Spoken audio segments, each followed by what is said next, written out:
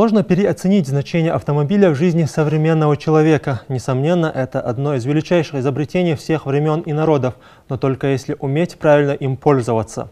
Вождение за рулем – это своеобразная культура поведения, но не у всех она есть. В результате десятки дорожно-транспортных происшествий, травмы, инвалидность и, что самое страшное, лишение жизни людей. Сегодня мы с вами обсуждаем смертность на дорогах Чеченской Республики. Это ток-шоу «Час истины». С вами ее ведущий Магомед Изидов и гости нашей студии.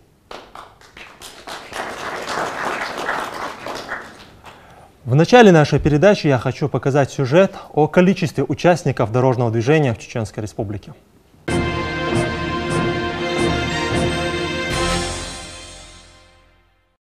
В Чеченской Республике официально зарегистрировано около 300 тысяч автомобилей. Эти данные предоставляет ГИБДД по Чеченской Республике. Из них больше 50 тысяч стоят на учете по городу Грозный. Однако ежедневно в столицу въезжает еще столько же машин. Такое массовое перемещение транспорта происходит обычно в одно и то же время суток, утром и вечером, что значительно повышает риск дорожно-транспортного происшествия. Теперь мы понимаем масштабы рассматриваемой сегодня темы. Действительно, есть о чем поговорить, на мой взгляд.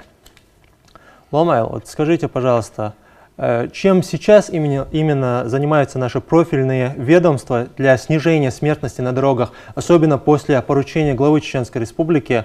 Как мы знаем, в середине сентября даже был создан специальный оперативный штаб по снижению смертности на дорогах Чеченской Республики. Управление госавтоинспекции, первостепенная задача у всех сотрудников – это обеспечение безопасности дорожного движения ради сохранения жизни и здоровья участников движения. К участникам дорожного движения относятся все категории водителей, пассажиры, пешеходы, ну и все остальные участники, те, которые находятся на улицах и дорогах нашей республики. Наша основная задача – это, как я уже сказал, обезопасить жизнь и здоровье, потому что на улицах и дорогах случается при особенно управлении автотранспортными средствами, которые представляют собой без нарушения водителями правил дорожного движения, само транспортное средство представляет особую опасность. Поэтому с начала этого года наблюдалось рост дорожно-транспортных происшествий на территории нашей республики. Это и по количеству ДТП, и по количеству погибших, и получивших травмы различной степени тяжести в автоавариях участников ДТП, то есть граждан нашей республики. Дорожно-транспортные происшествия, кроме того, чтобы несут несчастье, беду в семьях, это и экономическая составляющая республики. Глава нашей республики Рамзан Ахматович Кадыров всегда держит этот вопрос на контроле, и по его же поручению, как вы правильно сказали, создан штаб, потому что такие цифры, показывающие рост дорожно-транспортных происшествий, это очень трагические цифры. Создан временный штаб. Руководителем этого временного штаба назначен секретарь Совета Безопасности Республики, секретарь Совета экономической и общественной безопасности Вахид Усмаев. И эти же временные штабы по его же поручению созданы во всех районах нашей республики. Руководителями штабов являются начальники территориальных отделов, внутренних дел. Весь личный состав всех подразделений, и строевых, и работников штаба работают. Штабов имеется в виду постоянных действующих штабов региональных отделов. Все занимаются тем, чтобы снизить уровень аварийности. Как вы правильно сказали, рост числа транспортных средств, зарегистрированных на территории нашей республики, очень огромен. Это, конечно же, в первую очередь говорит и о благосостоянии народа. Если человек столь необходимый для любой семьи автомобиль может приобрести, это хорошо, но плохо, когда за рулем, управляя этими транспортными средствами, находятся водители, которые, я не скажу, что не знают правил дорожного движения, не буду говорить о том, что отсутствует водительское удостоверение у многих, но главное, у человека, который находится за рулем, у него должно быть развито сильное сознание, должно быть понятие, такие качества у этого человека должны быть, как культура, дисциплина и взаимоуважение. А вот кто вошел в этот оперативный штаб? Какие ведомства, может быть, или какова вообще структура этой организации? Структура этой организации, туда вошли все министерства и ведомства. Министерство информации, печати, Минобрнауки, Министерство транспорта и связи, Министерство экономического и территориального развития. В общем, все министерства и общественные организации. И прежде всего с нами в тесном контакте и до создания этого штаба, конечно же, мы же работаем в первую очередь в тесном взаимодействии с Духовным управлением мусульман. Представители, сотрудники этого управления очень объясняют с точки зрения религии, каково последствия вот этих нарушений правил дорожного движения, каким образом рассматриваются религии такие нарушения. Далее с нами, конечно, вместе мы работаем и с Министерством образования и науки, потому что подрастающее поколение подведомственно, в общем-то, этому министерству. Это общеобразовательные, а также и вузы, и среднее специальное образование получают. Это студенты и учащихся школ. Омел, а вот за последние несколько лет как вообще меняется наша ситуация на наших дорогах? Должен сказать, независимо, конечно же, несмотря на то, что, как я уже сказал, рост числа дорожно-транспортных происшествий, но в связи с тем, что дано поручение главой нашей республики, мы усилили свою работу и добиться должны снижения уровня аварийности. И для этого мы приоритет отдаем профилактике дорожно-транспортных происшествий, то есть предупреждение, обучение, разъяснение, пропаганде безопасного дорожного движения. Понимаете, когда водитель нарушает правила дорожного движения, инспектор его останавливает, составляет административный протокол, это долг его службы, привлекает к его административной ответственности, это к различным размерам штрафных санкций, даже лишение права управления. Должен сказать, больше влияет, когда человека просвещают, пропаганда безопасности дорожного движения на результативность безопасности дорожного движения влияет больше. Надо объяснять, а для того, чтобы объяснять, необходимо всем нам. Это беда, связанная с дорожно-транспортным происшествием, это не дело одной структуры. У нас в республике существует общая культура вождения или она у каждого своя? Понимаете, нельзя сказать в нашей республике, что полностью культура отсутствует. Эта культура есть, но не в достаточной степени. Культура, в первую очередь, нам нужно воспитывать в подрастающих поколениях. Хотя дорожно-транспортные происшествия, те, которые случаются и зарегистрированы на территории нашей республики, в основном это водители со стажем более 10 лет. В основном. Но вторая категория – это молодые водители, которые с 18 лет управляют транспортным средством до 25-30 лет. Когда на улицах и дорогах, когда теперь уже видим пешеход подходит к обозначенному дорожными знаками и разметкой, дорожной разметкой пешеходному переходу, пешеход подходит, водитель останавливается. Мы видим это сейчас. Это того года 2-3 назад очень тяжело было наблюдать за таким поведением водителей. Также пешеход тоже соблюдает уже правила дорожного движения.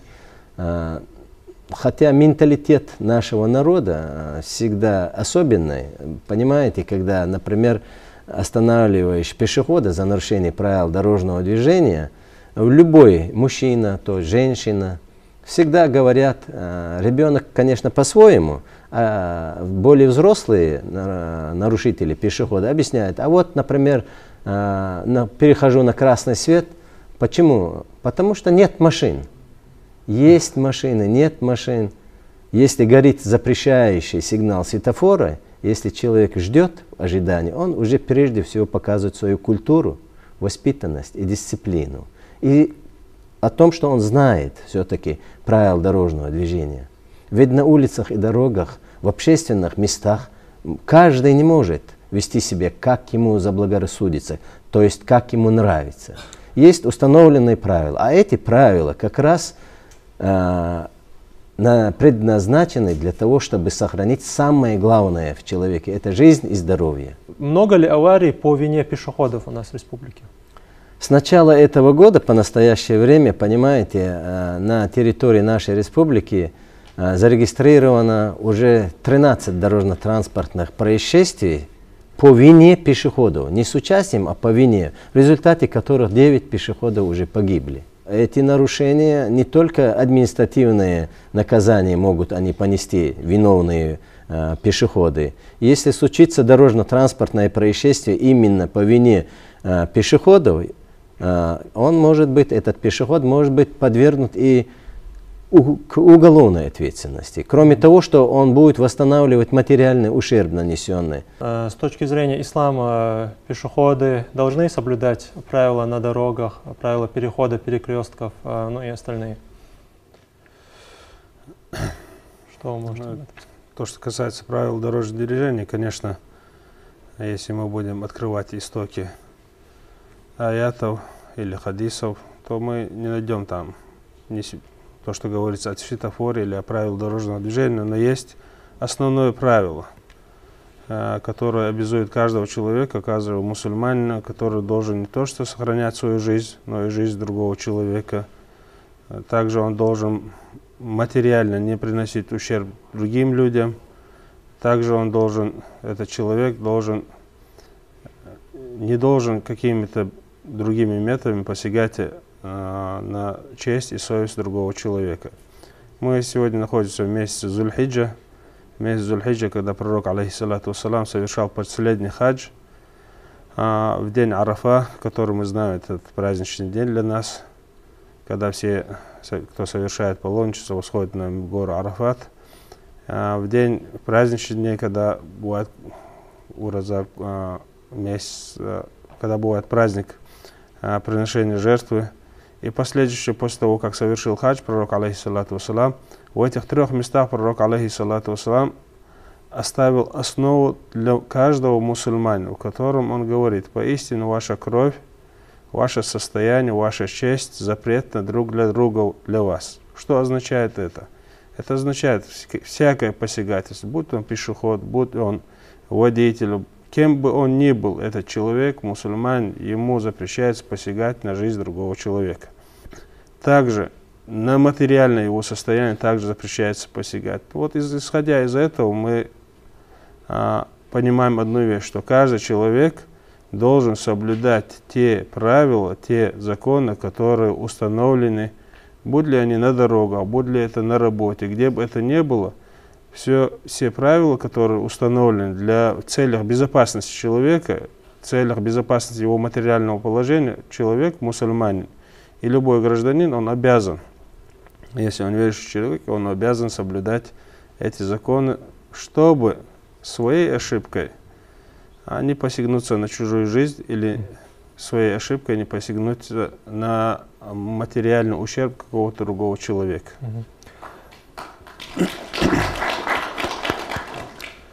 Салман, тогда к вам тоже, вот Лом Али сказал, что даже 13 случаев, да, гибели пешеходов на дороге.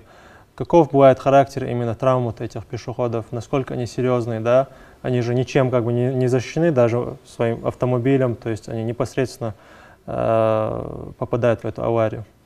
Пешеход, когда получает травму, он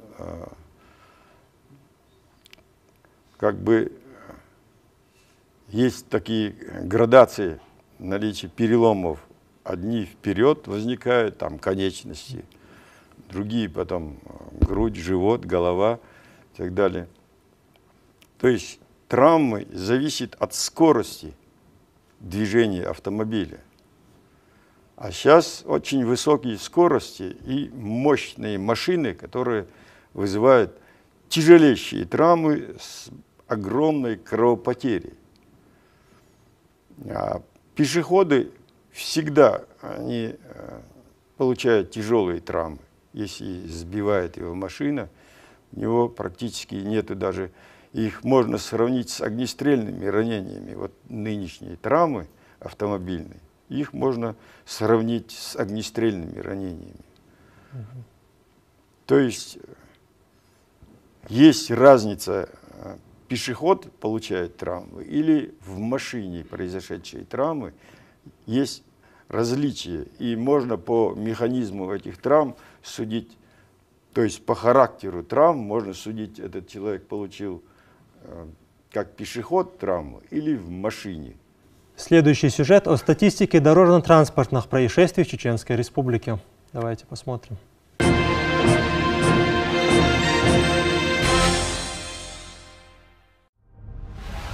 С начала года в Чеченской Республике зарегистрировано 344 дорожно-транспортных происшествий. В результате 132 человека погибли, и более 500 получили ранения различной степени тяжести. При этом больше половины ДТП произошло в сельских районах республики, а не в Грозном. Тем не менее, количество аварий на дорогах столицы заметно увеличилось по сравнению с прошлым годом. Эти данные предоставлены на конец сентября 2014 года. За происшествием на дороге часто скрыта трагедия в жизни людей, не стирающаяся из памяти всю оставшуюся жизнь. Омел, вот что еще вы можете добавить к этой печальной статистике нашей республики, да, за прошлый год? И как она изменилась уже за несколько недель после этого? С момента, как мы работаем в усиленном режиме, как я уже сказал, в рамках месячника безопасности дорожного движения, ту статистику, которую мы наблюдаем с начала этого года, по сравнению с аналогичным периодом, пока мы не достигли снижения показателей, если сравнить те данные, которые мы в настоящее время имеем, и сравнить их с аналогичным периодом. Но тенденция наблюдается к снижению, и самое главное, наблюдаем мы, как водители, пешеходы уже более внимательные друг к другу и более уважительные. Сегодня даже должен это сказать, сотрудники госавтоинспекции и сотрудники органов внутренних дел, находясь в форменной одежде, мы можем уже видеть только пристегнутыми, например, ремнями безопасности. Это очень хорошо. Это тоже по поручению, как мы раньше сказали в начале своей беседы, в рамках этого мероприятия усиленного мы добились того, чтобы все-таки объяснили людям. Те люди, которые, включая меня, сотрудники органов внутренних дел, которые призваны блюсти порядок, обеспечивать жизнь и здоровье граждан республики, должны не только говорить, но и подавать пример. Собственный пример, когда мы пропагандируем безопасность дорожного движения, и просто это остается как бы голословной пропагандой, участники дорожного движения не очень воспринимают эти советы. по обеспечению безопасного движения. А когда видят люди, которые требуют соблюдать правила безопасности дорожного движения и подают пример, сами пристегивают ремни безопасности, сами не нарушают, вот тогда уже это бывает очень результативно. Это мы заметили, и анализ с начала прямо месячника показывает, что уже все-таки люди к культуре больше обращаются, к взаимоуважению. Изучение вот этих правил дорожного движения, знание этих правил, это насколько это хорошо для мусульманина, да? Когда мы смотрим вот эту статистику, конечно, это очень печально. Вначале мы этой передачи говорили, что транспортные средства, которые у нас очень возросло в республике, это хвала Всевышнему Аллаху, что есть транспорт, есть дома, что у людей жизнь улучшается, это благо от Всевышнего Аллаха. Но мы должны знать, любое благо, которое дается Всевышним Аллахом, если его не использовать так, как предписано нам, то это благо становится бедой. То, что касается того, что происходит сегодня, мы не должны это на кого-то толкать. Это где-то какие-то наши упущения. Упущение духовного управления, наверное, упущение ГИБДД, упущение где-то в образовательной части, упущение где-то родителей. Но если мы комплексно возьмемся, начиная с семьи, с учебных заведений, с духовенства, с ГИБДД, то будут результаты. Но мы должны знать одно. Та работа, которую мы сегодня начали, эта работа должна всегда проводиться. Всегда. Почему? Потому что транспортное средство, оно всегда есть. Молодые люди растут. Пока есть эта проблема, то должна эта проблема решаться. Надо решать те точки, работать над этими точками, но эта работа должна всегда продолжаться. Но еще мы должны знать одно. Мы должны воспитывать молодежь так, чтобы эта молодежь знала, что только своими знаниями не достигнут чего-то. Не так, как бы, нет, знаний не надо, на права учиться не надо, в школе учиться не надо, в университете учиться не надо. Вот эта проблема решится сама за себя, через какие-то связи или что-то такое. Мы должны воспитывать свою молодежь так, чтобы у них было знание. Знания в школе, знания в университете, знания по правилам дорожного движения, знания об исламе, что им разрешается, что им запрещается. Но любой человек, будь у него знания или нет, если он убьет другого человека, он должен знать, что он совершает самый огромный грех. Самый огромный грех в исламе – это убийство человека считается. Я не знал, незнание закона не освобождает от ответственности. Потому что сегодня человек, у него есть возможность обучаться исламу, у него есть возможность обучаться правилам дорожного движения. Но то, что касается, Ламали тоже говорил, тенденции на дорогах, есть огромное количество водителей, у которых очень нравственно воспитаны, уступают дорогу на зебре, уступают дорогу пешеходу, уступают дорогу другому водителю. Но иногда бывают такие случаи, случаются, может кто-то где-то спешит, не задумывается, совершает какой-то шаг, но этот шаг приводит к трагедии. Еще раз хочу подчеркнуть, что сегодняшняя проблема – это очень большая проблема, так как по цифрам мы видим 500 человек раненых. Это сколько материального ущерба, чтобы восстановить здоровье. Сколько погибших людей, сколько уничтоженных машин. Это огромная проблема, которую мы все вместе должны решать. Не толкая на кого-то, не обвиняя кого-то. Сегодня, например, то, что касается работников ГИБДД, мы до этого видели всегда работников ГИБДД на дороге. И сегодня в дождь, снег, в жару всегда эти ребята стоят, всячески хотят как-то наладить обстановку, но некоторые есть такие водители, которые очень грубо себя ведут на дорогах, и им кажется, эти ребята именно стали, чтобы как-то им насолить или как-то им навредить. Мы должны поднять одно. Эти ребята, которые стоят на дорогах, эти ребята, которые работают днем и ночью на дорогах, они работают ради нас.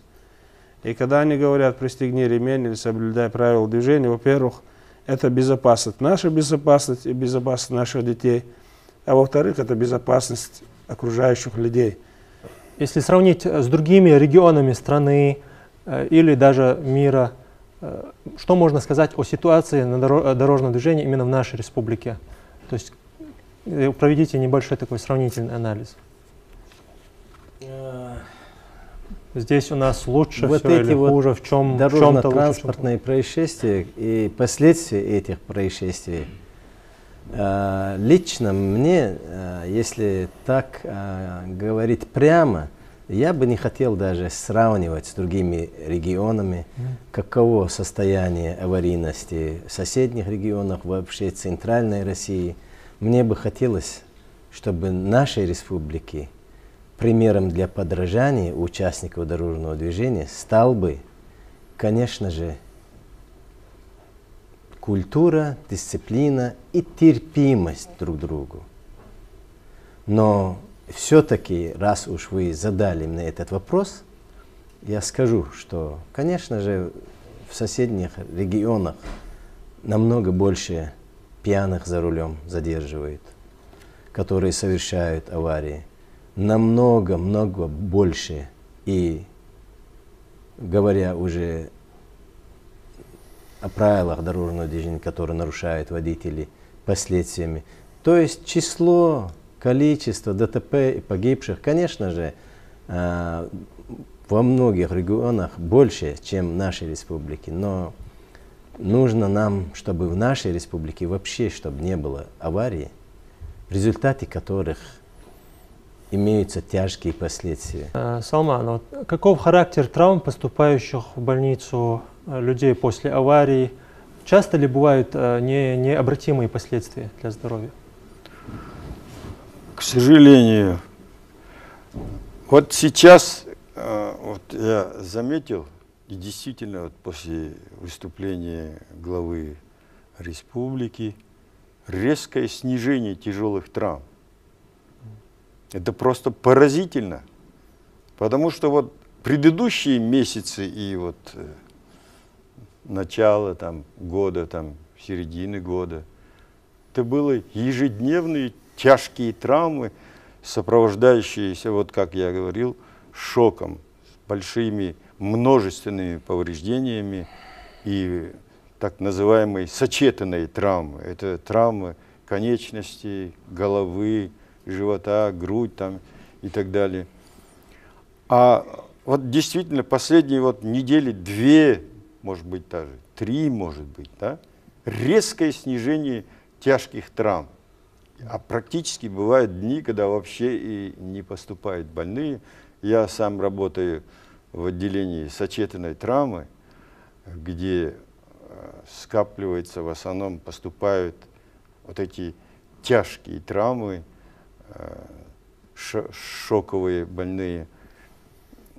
Поэтому я вижу это, я чувствую это. Каждый день я прихожу на работу, спрашиваю, есть поступление? Нет, нет, нет, нет. Вот тот период такой, не знаю. Дай Бог, чтобы он продлился и дальше этот период. Единственное, был случай, конечно, несколько вот по трассе Атагинской, около 5 человек погибло там при автоаварии, колонна какая-то двигалась там. Да. Ну, это такая опасная дорога, насколько мне известно, много там. Я вот как раз скажу по этой дороге. Действительно, как доктор сказал, на этой трассе был рано утром, в 4 часа утра, недели 2 назад, совершен наезд на лошадей водителем, в котором находились молодые ребята, 4 человека. 3 в этом автомобиле сразу скончались от наезда на лошади. Проходит неделя после такого случая, это именно вот на этом же месте, 18 километр дороги Грозный-Шатой, это при подъезде к населенному пункту Старые Атаги, ехала колонна, свадебный кортеж, как мы говорим.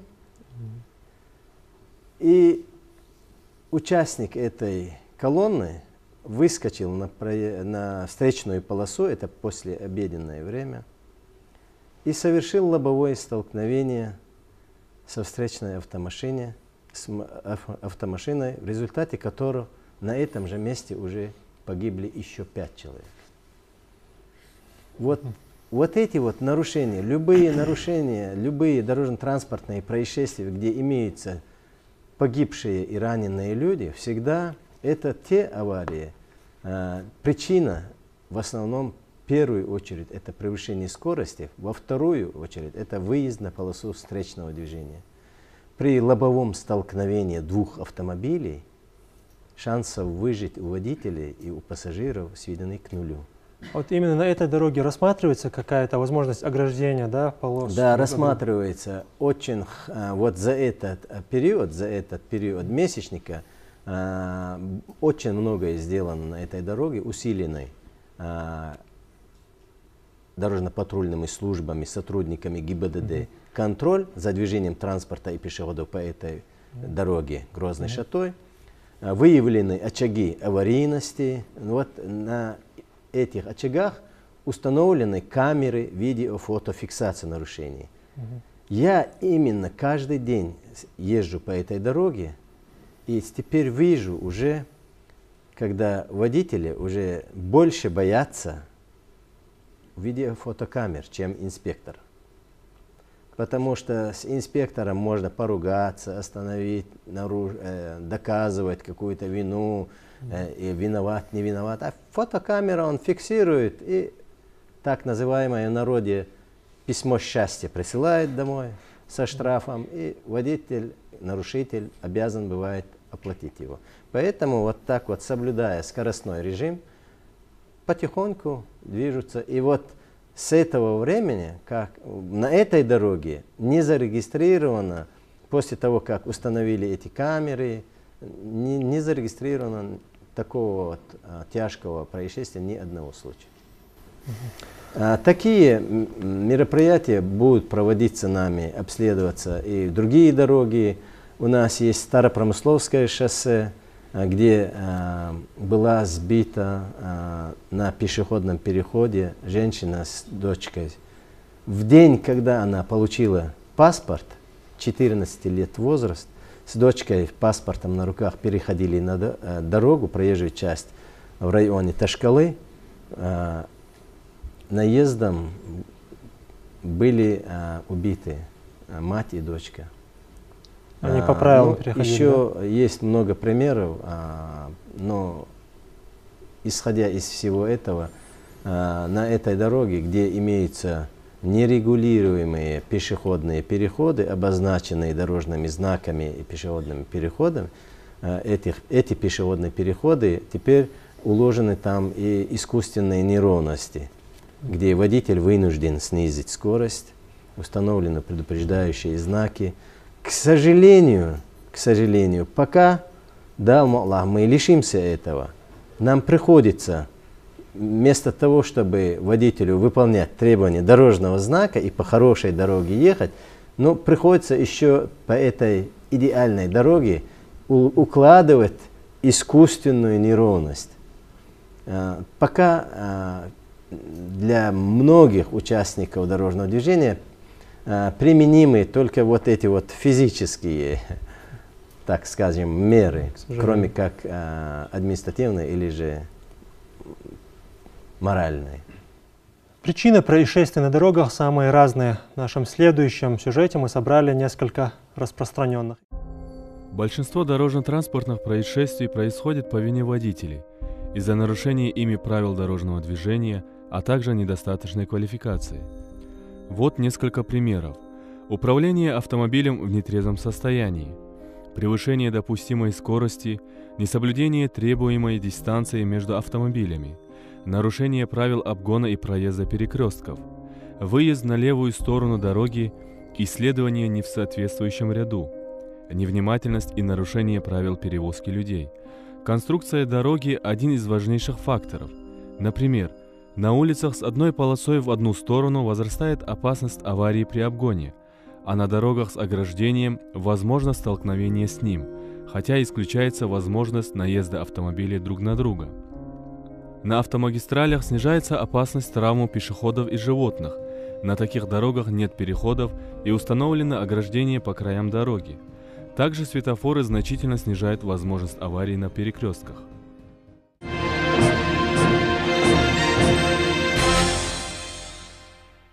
И правда, нужно управлять автомобилем и не отвлекаться на другие дела, если ты за рулем, и принять все необходимые меры безопасности, даже если ты пассажир. Ламел, вот скажите, пожалуйста, в статистике ДТП особо волнует такой пункт, как детская смертность. Когда и в каких ситуациях обстановка на дороге становится опасной для детей? Из того числа количества ДТП, которых зарегистрировано на территории нашей республики с начала года, это 53 ДТП с участием детей, погибло в этих автоавариях 13 детей и получили различной степени тяжести 55 детей. Ведь среди тех детей, которые получили травмы различной степени, многие дети остаются на всю жизнь инвалидами. Из числа погибших детей, это 13 детей, 9 детей по вине взрослых погибли. А это что значит? Когда дети находились в автомашинах в качестве пассажиров. То есть сами они нарушить правила дорожного движения были не в состоянии. То есть на проезжей части не находились они. А виновными в этих автоавариях считаются взрослые, которые нарушали требования безопасности перевозки детей. Специально есть статья в административном кодексе, которые привлекают к ответственности водителей, нарушивших требования безопасности перевозки детей. Это размер штрафа 3000 рублей. Если ребенок до 12-летнего возраста, то его нельзя без специального кресла перевозить на переднем сиденье автомобиля. У нас это зачастую игнорируется, эти требования.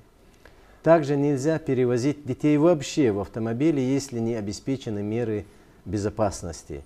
Это нужно пристегивать детей штатными ремнями безопасности с применением иных средств. Есть такие очень много выработанные, изготовленные на фабрике, на заводах, специальные, прошедшие государственный стандарт безопасности, фестовские такие подушки.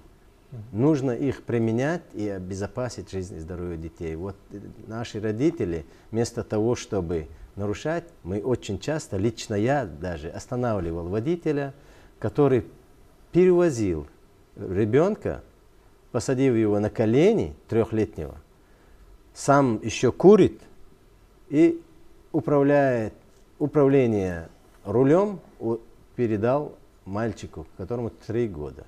Салман, а вот дети тоже травмоопасны, как мы понимаем, да? Каков характер травм детей в авариях? Дети в основном травмы, в первую очередь, это травма черепа, головы и травмы внутренних органов у детей часто. И, конечно, превалирующим является всегда скелетная травма, это верхние и нижние конечности.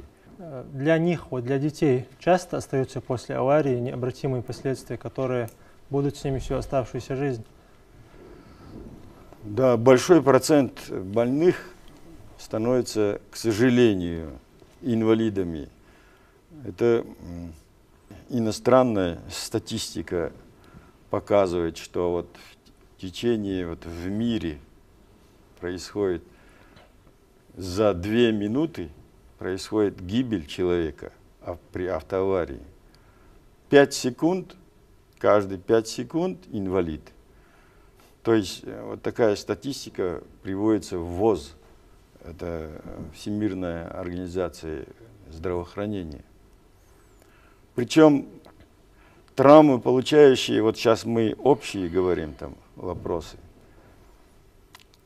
самые частые травмы происходят в молодом возрасте, то есть это от 15 до 40 лет, самый трудоспособный и дееспособный период возраста людей.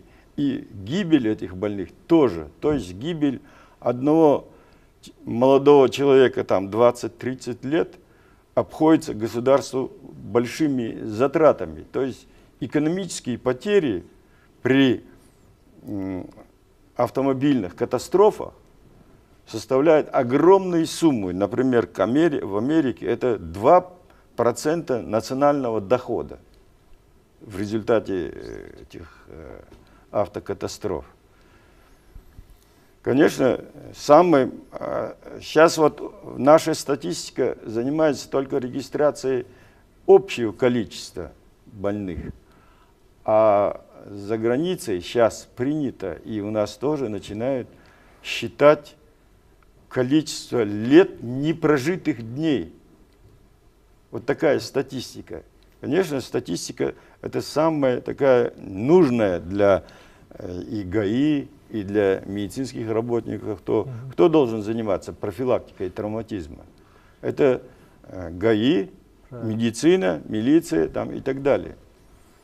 Вот, для того, чтобы ввести эту профилактику, а она возникает из чего? Это профилактика травматизма и устранение причин. Так?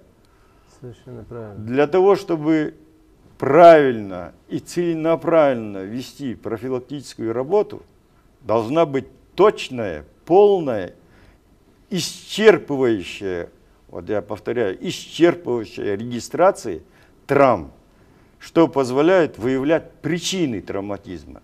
Очень часто к нам привозят больных, которые без всякой иммобилизации. Ну, вы можете просто представить себе, вот, например, перелом там бедра, голени, да? Кость сломалась. Некоторые представляют, что ну, сломалась и все. Когда ломается кость, повреждается внутри кожи, даже если она и целая, масса тканей, сосудов там и так далее, и изливается крови много, то теряет человек. То есть это огромная рана там внутри, но ее не видно, только отек видно. Поэтому, чтобы правильно накладывать шину и мобилизировать конечность, то есть зафиксировать, и она очень большое значение имеет. Перевозка больного, вот, например, часто, что вот я сказал, привозят больного, сажают его в эту «Жигули», засунут со сломанными ногами вот так, да, и везут. Представьте себе, сколько он теряет, во-первых, крови и дополнительная травма, а кости ломаются, они как ножи острые, они повреждают ткани внутри, да, что вызывает огромную кровопотерю. Конечно, и болевой фактор. Я слышала в новостях о том, что в Российской Федерации меняется система подготовки будущих водителей. И в связи с этим мне хотелось бы знать, как вы считаете, насколько данные изменения изменят сложившуюся ситуацию? Вот.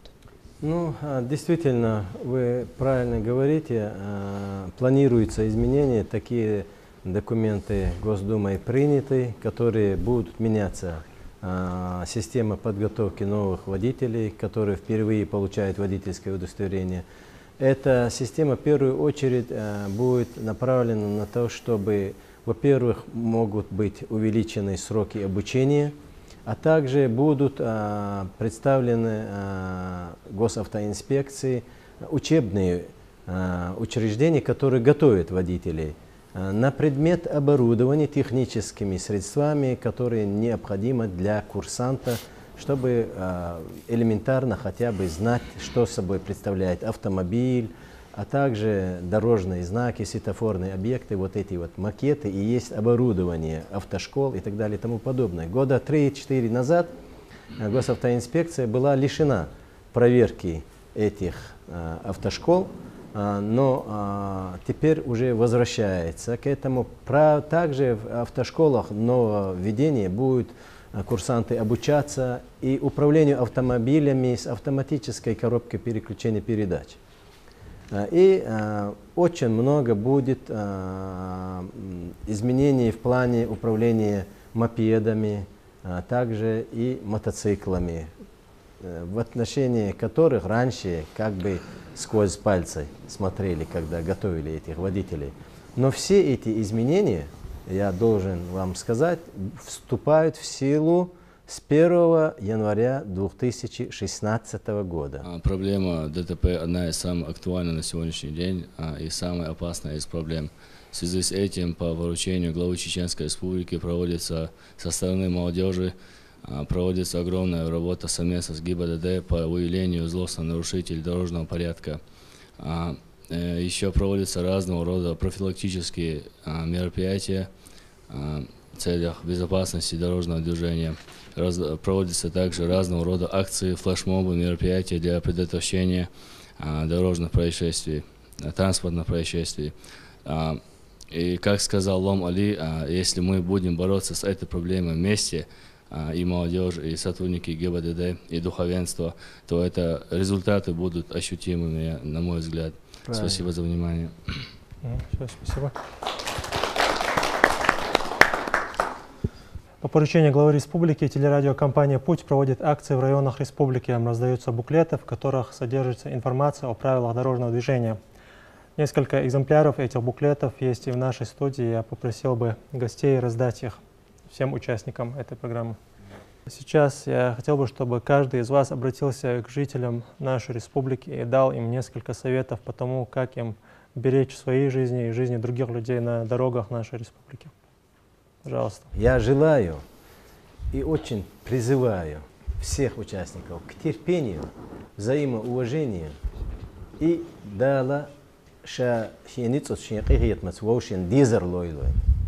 самое главное знание, а после этого терпимость. Вот такие знания. Чтобы каждый водитель, который уезжает на дорогу, пусть он знает все правила дорожного движения, а не хватает их знать, пусть он соблюдает эти правила дорожного движения, а после этого желаю, чтобы у нас у всех была терпимость. Думаю, что в войне гиллок Бог дагдой, чтобы присутствовало у нас не только дома, там, где родители, там, или там, где пожилые люди, там, и так далее, там, или там тези, там, или свадьбы, там, и так далее. А гиллок Бог, это на дороге тоже должно быть. Каждый водитель должен этим словом все время помнить и думать.